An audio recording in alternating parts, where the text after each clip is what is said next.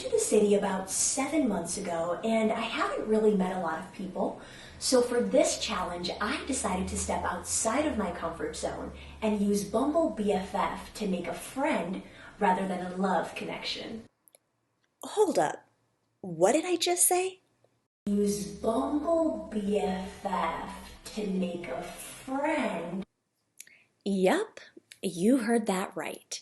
I decided to use an app to make friends when I absolutely despised the idea of it. I should probably carry on with the rest of the video so you can hear why I did this. It's no secret. Making friends as an adult is challenging. Whether it is the lack of communication skills, our modern-day busy lifestyles, or because we're no longer in an environment like high school or college, we've all faced many moments in our lives where we've wanted to make a new friend and simply didn't. In other words, adulting is fucking hard. Media tends to give us the hope that friendships are easily cultivated. Take the ever-popular show Friends, for example. 6 individuals are having the time of their lives, demonstrating that forming friendships is effortless. Having this image in mind, I packed my bags, heroically set sail on uncharted waters, and planted myself in the bustling city of Chicago, ready to take advantage of my newfound freedom. Well, things didn't go exactly how I had imagined. Instead, I found myself more often than usual lounging around my apartment, ordering Uber Eats, and contemplating whether or not I had made the right decision. Desperately lonely.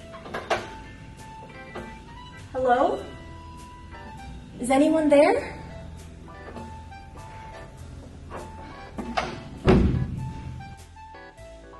Well, it turns out my feelings were actually valid.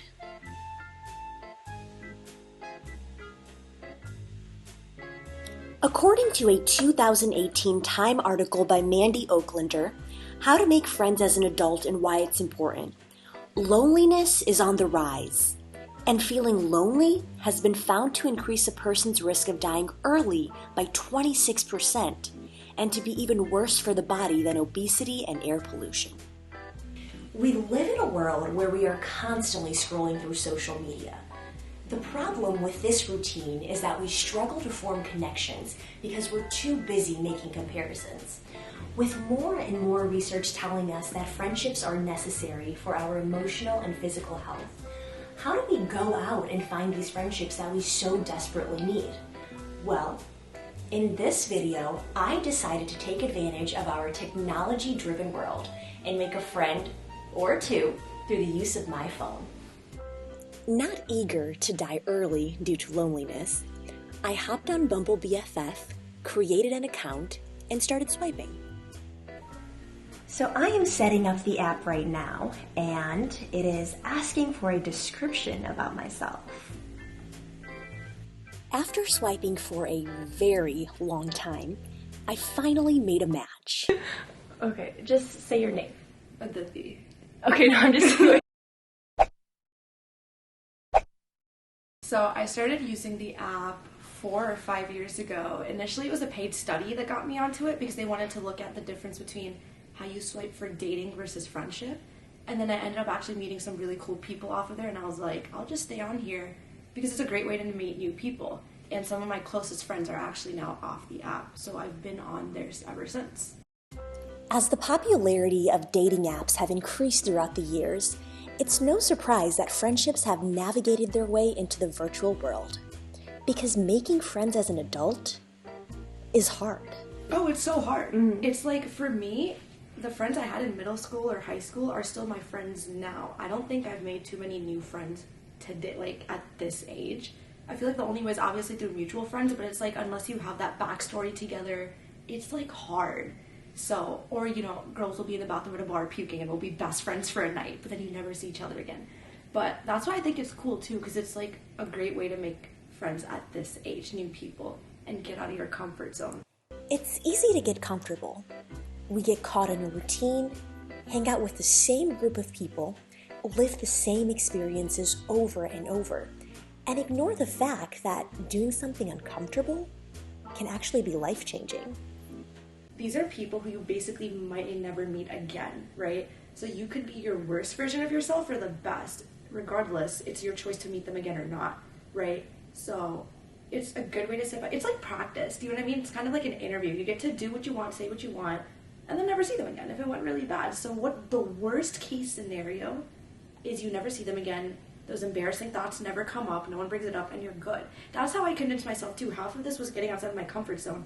That's what I told myself. I'm like, worst case, if it's super awkward, if I like slip in front of someone, like I'm on a date or something, right? I slip and it's super embarrassing. Who cares? I never have to see him again.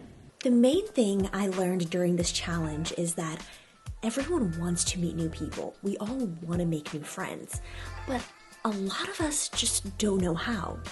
Yes, apps are a great tool to meet new people, but at the end of the day, they're all about getting outside of your comfort zone and finding new ways to talk to people. Apps aren't the only way to meet new people.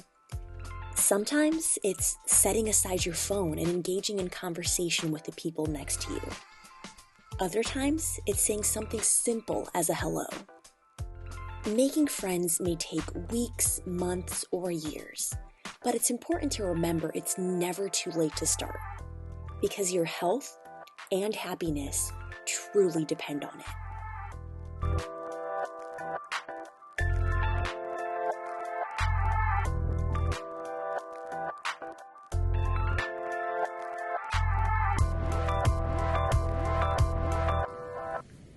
Okay, I'm not even sure what I'm asking you. Oh, but... this is fantastic.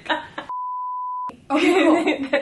Is the blocking okay? It looks... Do you have to be angled different? It looks okay. I mean, I don't know if I'm in love with it, but... Is this the type of content you're putting out to your viewers? Stuff you don't love? Shut up.